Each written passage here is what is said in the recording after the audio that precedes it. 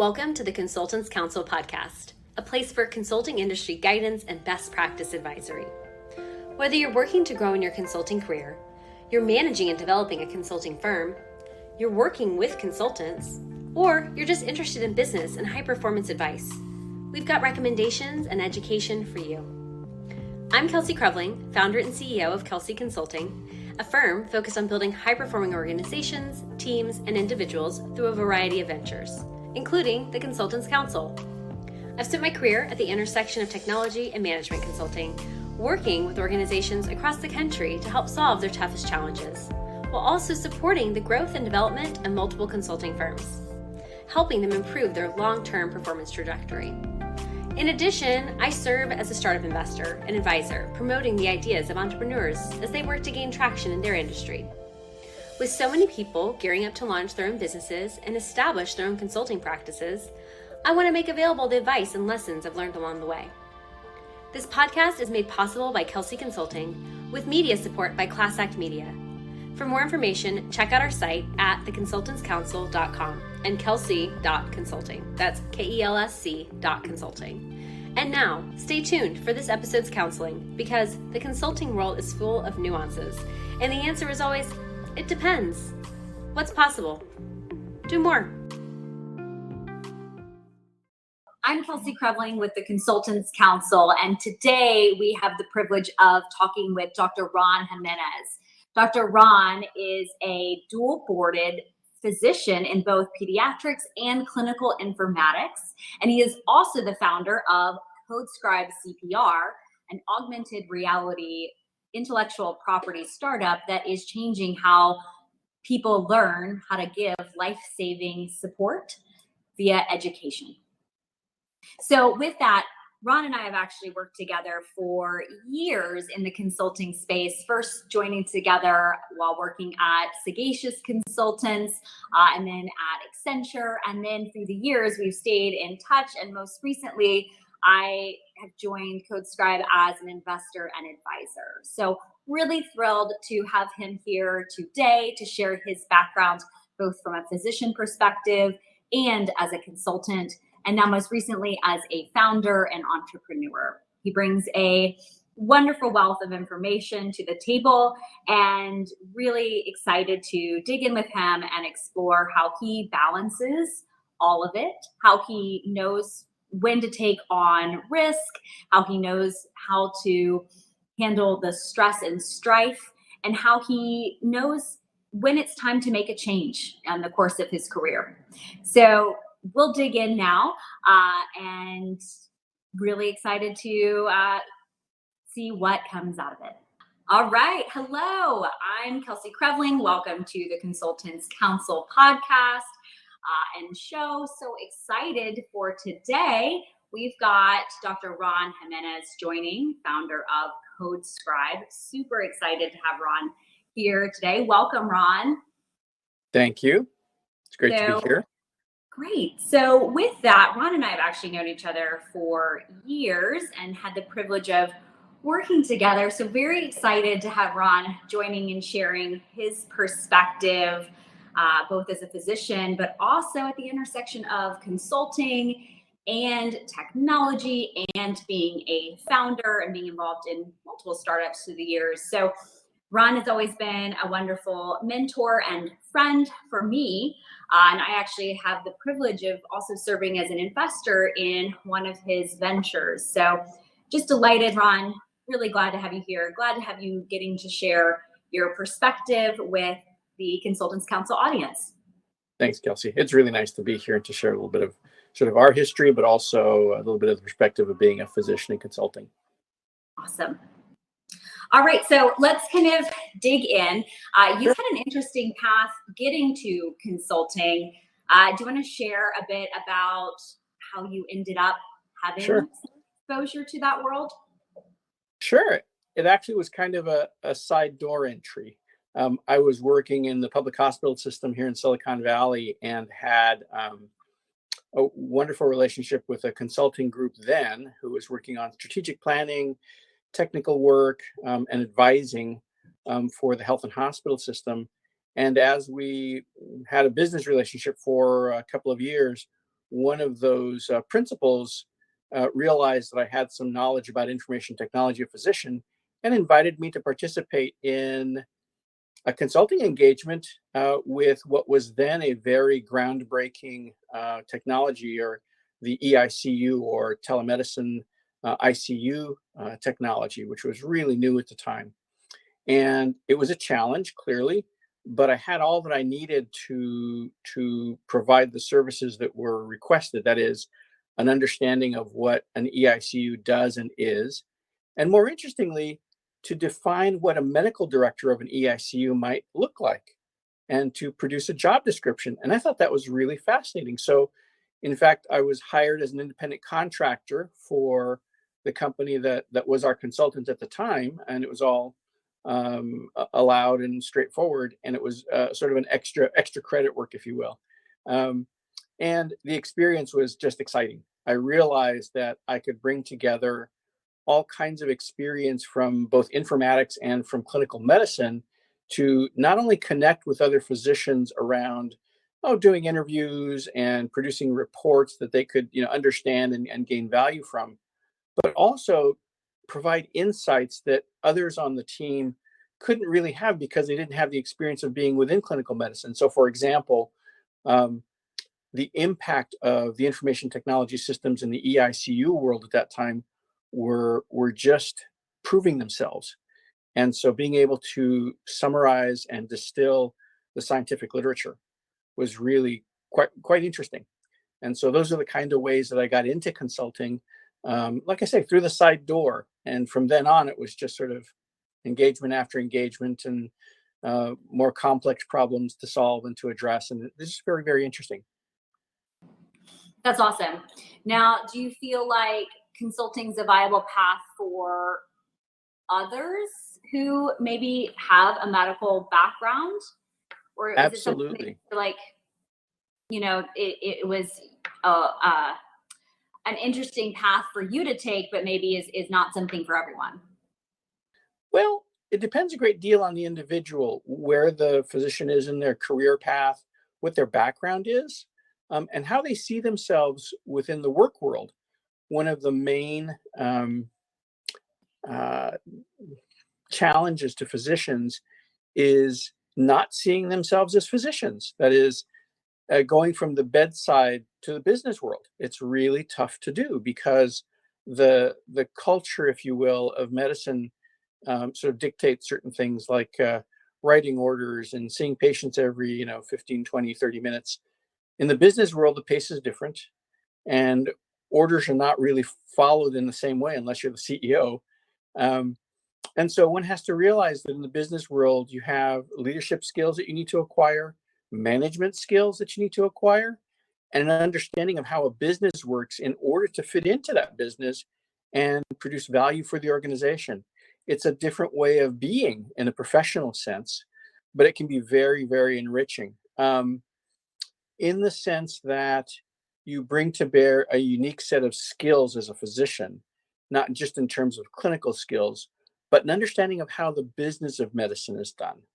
And when you can take that and apply it to a client's needs, it can be very valuable. You can provide great service to the client by understanding their problem, listening very carefully, and not solving it for them, but providing insights and joining them in the solutions as they grow, as they produce new strategic plans, that sort of thing. So it's not for everybody, but I don't think physicians should count themselves out of the consulting world just because they're physicians. Sure. So there's a lot of consultants that work, for in example, in healthcare, and maybe they have never interacted in that realm before. They're new to it and they're having to learn, and maybe they're intimidated by working with physicians. Any advice or recommendations from your perspective on how they can approach those interactions in a positive way? Sure. Working with physicians can be difficult because, as I mentioned, unless physicians step out of the white coat and take on a more sort of business leadership position, it can be a little intimidating. But once an individual begins to see the doctor as a human being and another colleague in the business world, things can change. My own personal experience was, and I have a little bit of an advantage being a pediatrician, no one had to call me Dr. Jiménez. They could just say Dr. Ron. And that was a little bit easier to step into. Also, as a physician, not demanding that sort of recognition, but having a little humility about it and meeting people where they are and where their needs are, particularly if you have a team. If you're a physician consultant leading a team, you have to leave the physician part of it aside for a bit and really concentrate on the team, knowing your team, knowing how they interact, knowing what their capabilities and their needs might be. Getting to know them is probably the biggest thing you need to do. And it has nothing to do with medicine. So getting that sort of insight from your team can make a huge difference and allow you to support that team and move them forward. And then applying what you know about medicine, for example, if it's a healthcare engagement, to give them insights to succeed. Wonderful. Thank you. Sure. So I'm curious, any interesting stories to share from your road warrior lifestyle and travel where your medical background actually served a very different purpose in consulting? I can think of a few that come to mind where I've relied upon it, but I'm curious to hear and share with others what those might be. Well, there's a couple of instances where that made sense. Certainly, people ask you questions about their health, and you have to be respectful of what that question really means, which is, I'm worried about X. So giving informal medical advice is part of the job description in some ways. But there's also ways in which being a physician had sort of unexpected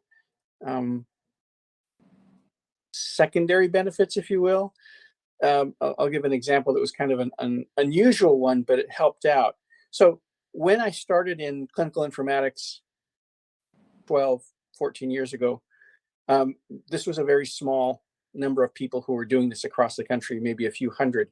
And so as I grew into positions where that role of being the board certified specialist in the specialty that nobody knew about, I had to do a lot of education.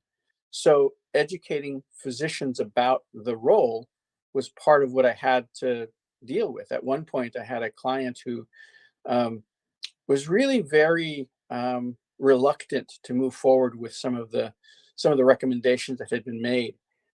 He was a gastroenterologist, a very, very learned colleague, very well respected in the field. And I remember having a very candid conversation with him and saying, if you had a broken bone, you'd go to an orthopedist. You have a broken electronic medical record. I'm that orthopedist. I'm a specialist in electronic medical records. You probably want to trust me. And that sort of candid conversation resulted in a change of mind that was really wonderful to watch, to see a colleague's perspective change and to see their horizon broaden professionally. In fact, that particular colleague went on to be a physician champion for the organization.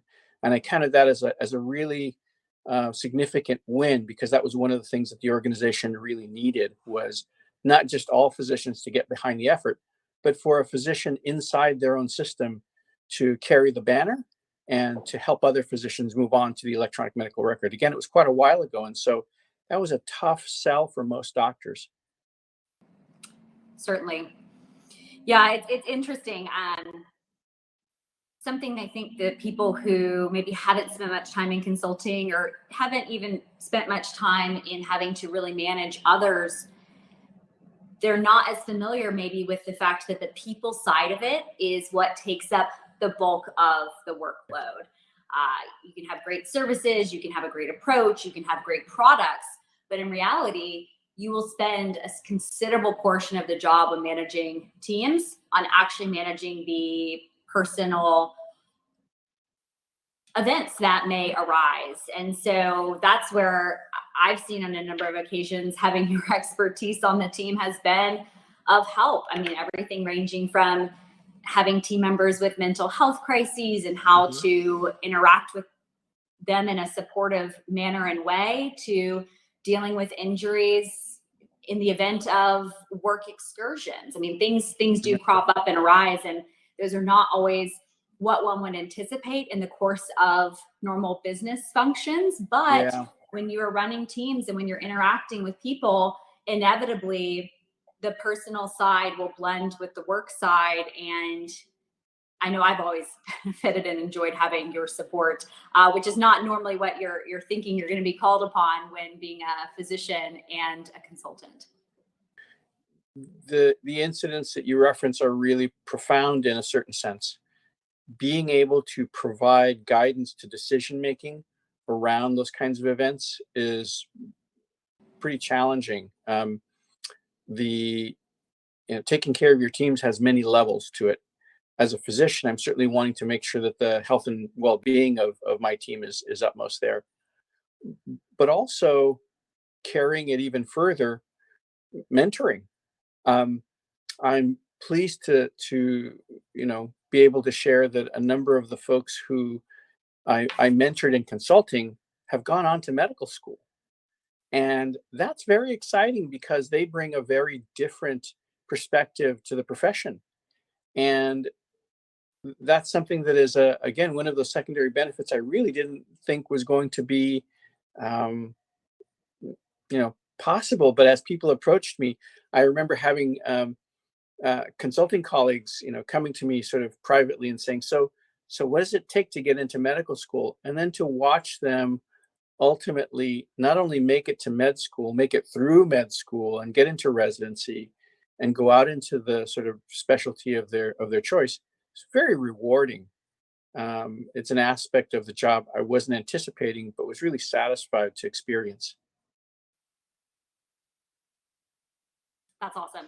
Yeah, I think that that's just something that people just getting into people management have not been fully made aware of, that there are so many levels to how you effectively manage teams and take care of them in ways that are necessary and oftentimes rather unexpected. Right. Emergencies are that for a reason. Right. Agreed. So speaking of kind of dealing with hardship in times, the consulting industry and really the work world as we know it, and our personal worlds as we know it for the last many years have been rather challenged. How do you find balance? How do you use the things that you're interested in to persevere? Good question. There's certainly the self-care that's really important and that I advocate with colleagues. It is said that when you reach a retirement age, you don't look back and say, "Gee, I could have spent more time in the office." More often than not, one says, "I could have spent more time elsewhere with family, with pursuits." Striking that balance is challenging. Certainly, as I was in full-time practice and in various parts of my life. Choosing to balance my personal life with my professional life, and for example, not becoming a partner in a practice that would have consumed my life. Still having the dedication need to continue practice. Making choices is really important. You have to choose to take care of yourself. You have to choose to nurture relationships and friendships. Build community where you can. One of the more interesting challenges over the last few years with the pandemic has been keeping community intact while working remote. And it takes a lot of effort, but it's really worthwhile because once the pandemic precautions have eased back, it's much easier to get back to that in-person community to reinforce that. And community is extremely important. You don't want to be the lone person out there working and feeling like everything is on your shoulders. You really do need others. And so part of that is expending the energy to keep in touch with people, to again, it might be something as a simple text, meeting someone for coffee, meeting someone for lunch, those little things carry on and have great value in finding that work-life balance. At the same time, it's when you're working, work hard. Be effective at what you're doing. Don't shortchange yourself, but realize that you don't have to work till 1 a.m. to be successful all the time. Yep. No, those are great points. And ones that are sometimes easier to adopt than others. I know I oftentimes struggle with the balance of making short-term efforts take over and in pursuit of goals. And so, being able to take that step back and to recalibrate and to remember what really your north is, if you will, and what is most important to you. And sometimes at a certain time that is career, that is focus, because there might be other extenuating circumstances going on where that is the priority, because it's going to then serve other aspects of your life effectively. And then agreed. Being able to take that into account and be willing to recalibrate anytime that you need to when you feel like things are getting off course and out of balance. Agreed. So then we had chatted previously about really when do you balance then the risk-taking side of it? You've been encountering a fair bit of risk recently with some big transitions and changes.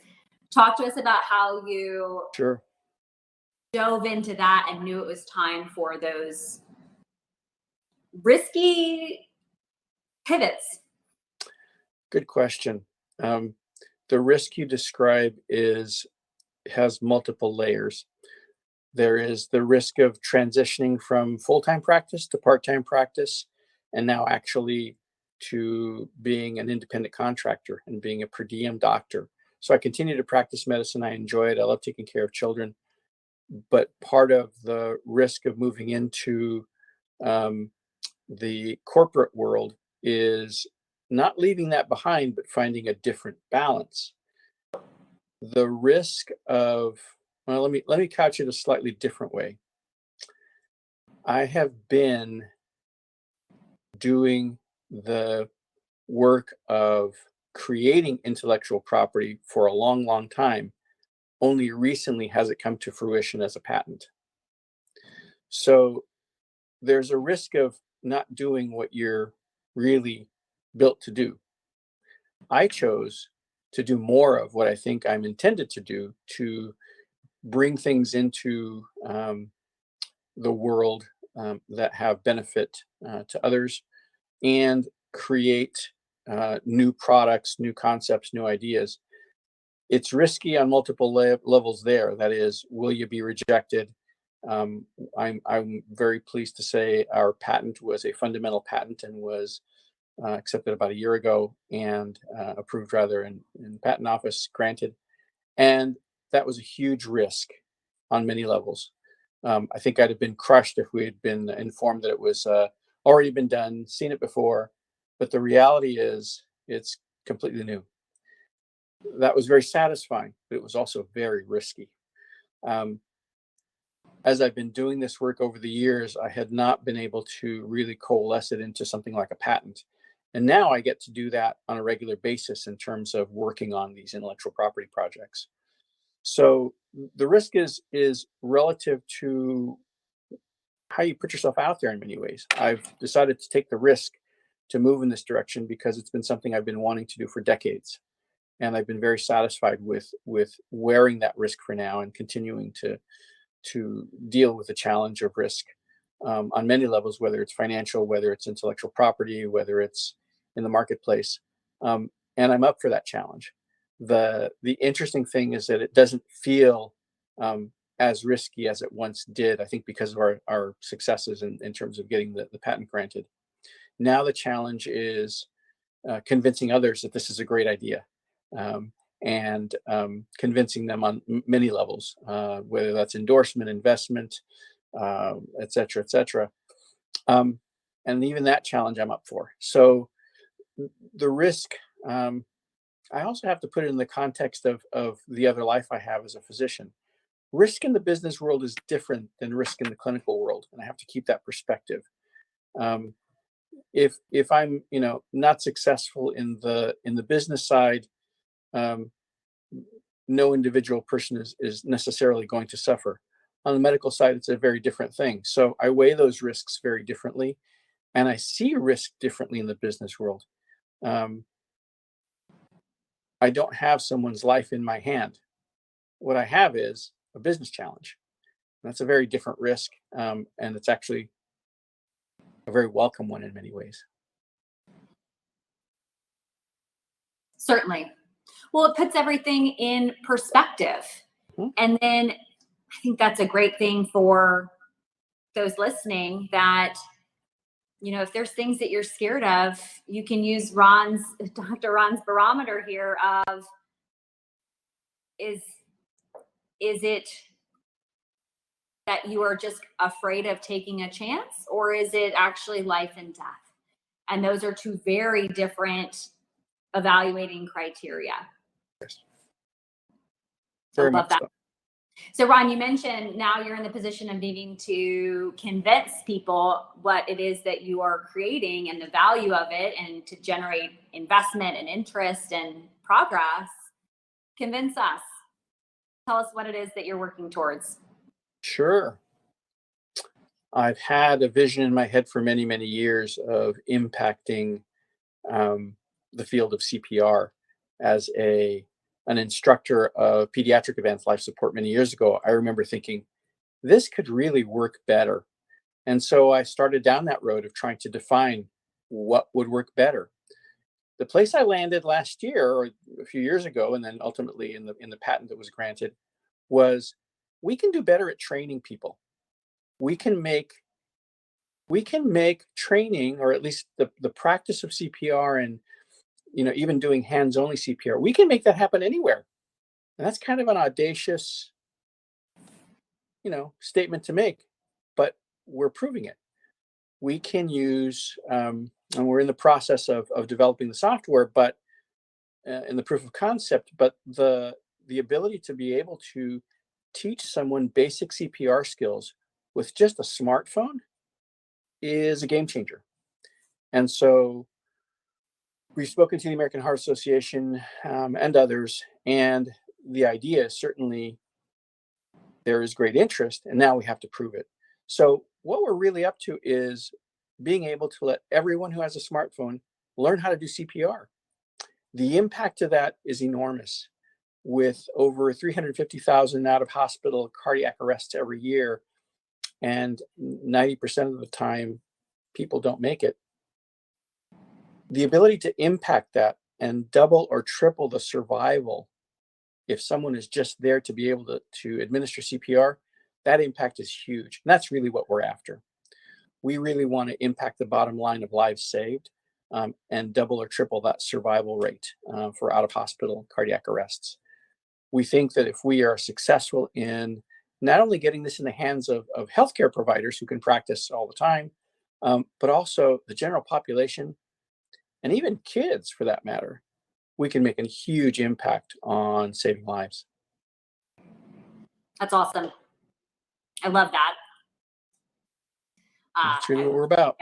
Privileged to be an investor in CodeScribe. I'm so excited for what it is that you all are working towards, with everything that's really been making even the headlines in the news as of late. Hopefully it is becoming top of mind for the public, that we need better solutions for education, and that people really do need to know how to administer CPR. It is life-saving skill, and you never know when you are going to need it. So with that, then what's next for CodeScribe? Well, we're in the midst of producing a proof of concept software and moving towards a minimum viable product. That's going to take a few months, but we're not that far away.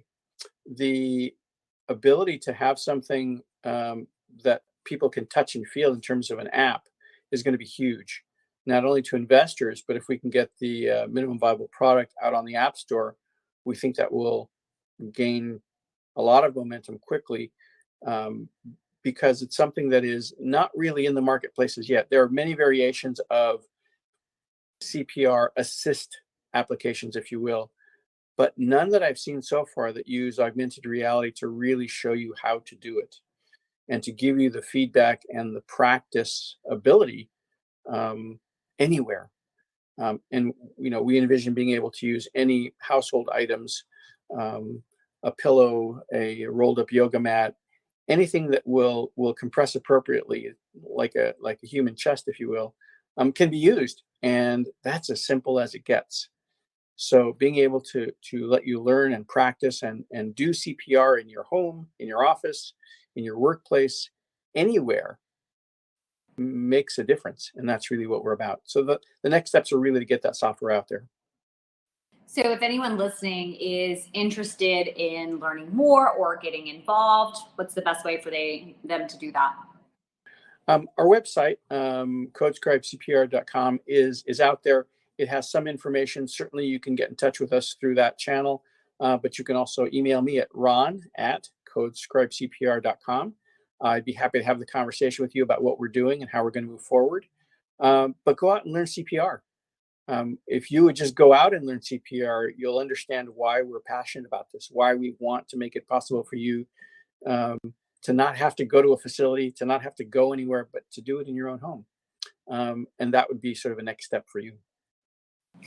So then, any advice or recommendations for others, whether they be physicians or consultants or both, who maybe have an idea and they're wanting to see if it's viable and move into their own venture?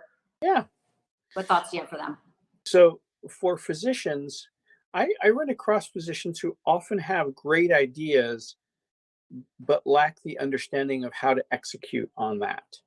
And it's articulating a problem statement and what your solution is addressing. It's not seeing it through to the next level. I have the great benefit of having co-founders who have complementary knowledge. So I have a chief patent officer who's brilliant, a chief technology officer who's a wonderful consultant in his own right and has great experience in emergency medical services. So finding the right people to work with once you have an idea is really important. Finding the right validation is probably the next step. Making sure that your idea not only is unique, and in the patent parlance, non-obvious, and innovative is a challenge. You have to do that first. You can't just say, I've got a great idea. You have to really get behind it, research it, study it, find experts who can guide you. If you're not a physician and you have such an idea, you really do need to research it. The patent office has a very good patent search system. Google Patent works very well also, if you know how to navigate the system. Research it heavily, make sure that you really are looking at something that is unique, and then realize that it's going to take time and money to get a patent through the system. It's a rather an uphill battle for quite a long time, and you have to be patient, but you have to be persistent, and don't lose faith. If you really have an innovative idea, you need to stick by it. You need to support it. You need to nurture it. You need to make sure that you're staking out that territory, and then running with it. Don't downplay your own ideas. We need more ideas. It is not the case that everything has been invented. There is plenty of space for new ideas and invention. The challenging part is getting it past the idea phase, and that's a great idea sort of conversation, to doing something about it and filing a patent and finding investors, and that's the hard part. Yep, the motivation to continue. We can all come up with lots of good ideas, but being able to stick with it and see it through, that is certainly admirable. Appreciate that. Wonderful. Well, Ron, as you kind of look out over the span of your career and all of the different roles that you've taken on and the different experiences that have taken you many places, both physically and metaphysically, I guess, Any final kind of parting thoughts or advice that you would lend to Sure. this consulting audience? Yes. Be aware of your trajectory. That's an odd sentence to bring together. But when I look at the trajectory of my career, it really would not have been visible to me from any point along the way, except that I knew I had to do the next thing. So when I was in medical school and I needed a specialty, I knew the next thing was going to be pediatrics. When I finished my residency, I discovered product design. And so I knew that creating new things was going to be the next thing. So over time, I applied to the Stanford product design program and was rejected. And that sent me in the direction of clinical informatics at the time. That trajectory was completely unknown to me. I actually got a chance to go back and thank David Kelly for rejecting me from the program because it sent me off in the direction of clinical informatics, which was a brand new specialty at the time. So failure is not always the end. Failure is an opportunity to find a new path. And that's really what my trajectory was about, was finding new paths. As I moved forward and got board certified in pediatrics and clinical informatics, being a consultant was the next thing. Once I had worked in the consulting world for a few years, actually before I got to consulting, I worked in the academic world and was a medical informatics director at a large university, hospital center university. The next thing for me was starting my own company. And starting CodeScribe has been incredibly satisfying. Working with everybody, yourself included, has been just been a very enjoyable part of my trajectory. And we hope successful, both financially as well as in terms of impacting survival. Being aware of what the next thing is really important. So listen for what the next thing is, look around for what the next thing is, and be open to what the next thing is. I love that. Things rarely come the way we expect them to. Our path is not typically going to be linear and direct. Our trajectory may feel like it's going this way, and then things arrive and crop up and take us in a completely different direction that actually is the one we're meant to be on. And what I've always found interesting is how things that feel disparate at the time that they're occurring, relationships, Yep. contacts, connections, experiences that you're having, they don't feel like they go together. But as you get the benefit of longitudinal time, it becomes evident how they've all actually been beneficial because they've molded you into who you're meant to be for whatever it is that you're taking on.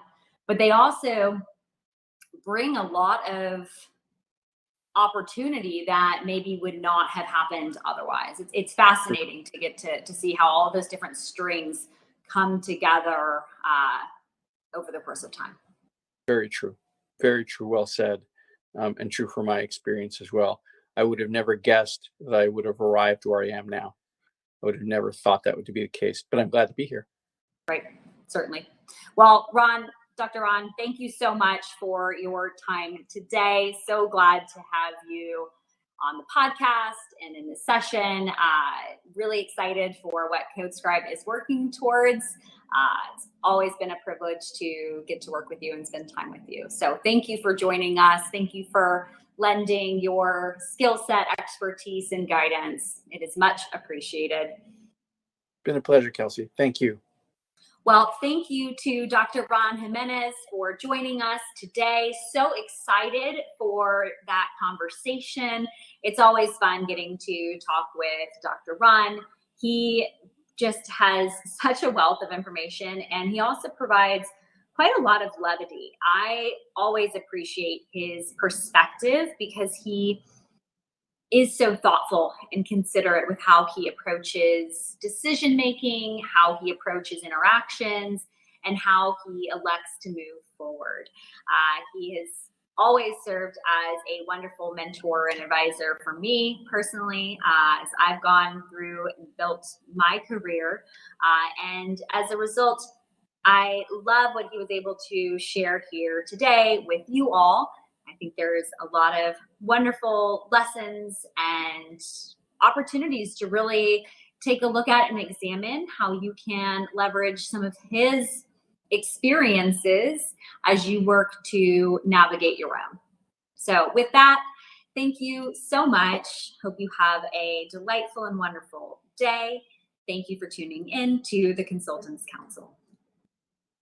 And that's a wrap on this episode of the Consultants Council. Thank you so much for your interest and engagement. Let us know what you'd like to learn more about by writing in to info@theconsultantscouncil.com. Thanks to Kelsey Consulting for sponsoring this podcast and to Class Act Media for the media support. And with that, cheers and all my best. Have a great week. And remember, what's possible? Do more.